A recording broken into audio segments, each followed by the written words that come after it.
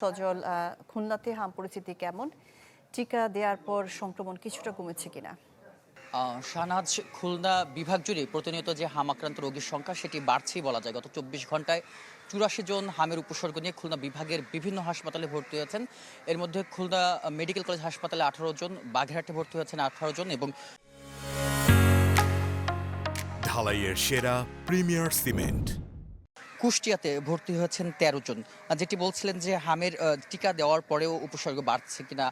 আমরা প্রতিনিয়ত দেখছি যে খুলনা বিভাগের বিভিন্ন হাসপাতালে প্রতিদিনই ক্রমান্বয়ে বলা যায় যে গড়ে ৮০ জন রোগী ভর্তি হচ্ছেন এবং বিভাগীয় স্বাস্থ্য দপ্তর যেটি বলছেন এখন পর্যন্ত খুলনা বিভাগ জুড়ে প্রায় ১৬,২০,০০০ যারা শিশু রয়েছে তাদেরকে হামের টিকা দেওয়া হয়েছে এবং চিকিৎসকরা যেটি বলছেন না যে হামের টিকা দেওয়ার পরেও কিন্তু অনেকেই আক্রান্ত হচ্ছেন এবং খুলনা যারা আসছেন চিকিৎসা নিতে তাদের বেশিরভাগই আমরা দেখছি যে পার্শ্ববর্তী যে জেলা শহরগুলো রয়েছে, বিশেষ করে নড়াইল, পিরোজপুর, বাগেরহাট, গোপালগঞ্জ সেই সব অঞ্চল থেকেও কিন্তু তারা খুলনায় চিকিৎসা নিতে আসছেন এবং খুলনার প্রেক্ষাপটটা যদি বলি, খুলনা মেডিকেল কলেজ হাসপাতালে সেখানে শিশু ওয়ার্ডের জন্য ৪৫টি বেড রয়েছে। সেখানে ৪৫টি শয্যার বিপরীতে প্রতিদিনই শতাধিক রোগী ভর্তি থাকছেন এবং হামের উপসর্গের জন্য আলাদা একটি ওয়ার্ড করা হয়েছে। সেখানে মাত্র ১৩টি শয্যা থাকলেও প্রতিদিন ৪০ থেকে ৫০ জন রোগী, প্রায় ৪ থেকে ৫ গুণ রোগী তারা ভর্তি থাকছেন এবং যে বলা যায় যে মেঝেতে, সে মেঝেতে রেখে কিন্তু তাদেরকে চিকিৎসা দেওয়া হচ্ছে।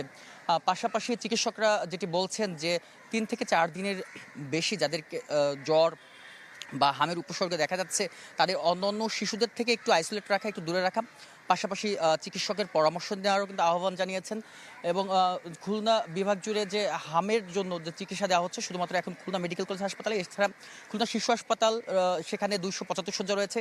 সেখানেও আমরা দেখছি গরম সহ বিভিন্ন যে আবহাওয়া পরিবর্তনের কারণে নানা রোগেই কিন্তু শিশুরা আক্রান্ত হচ্ছেন।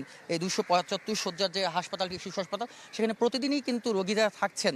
পাশাপাশি খুলনা জেনারেল হাসপাতাল, সেখানেও রোগীরা ভর্তি হচ্ছেন। তবে হামের জন্য শুধুমাত্র খুলনা মেডিকেল কলেজ হাসপাতালে কিন্তু চিকিৎসা দেওয়া হচ্ছে। তো শাহনাজ, সব মিলে আমার কাছে এই ছিল হামের নিয়ে সবশেষ।